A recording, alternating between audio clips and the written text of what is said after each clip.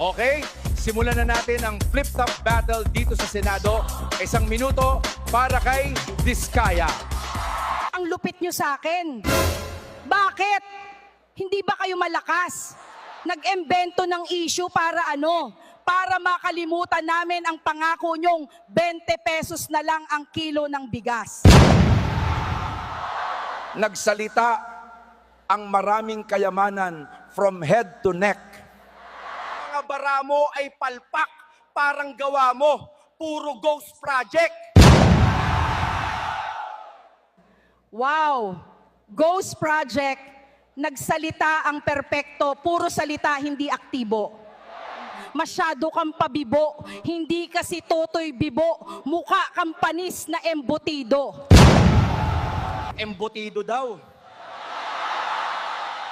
Ang pangit mo mag-rhyme. Kurakot ka. Sayo na punta ang tax ng taong bayan. Huwag ka na mag-delay. Time!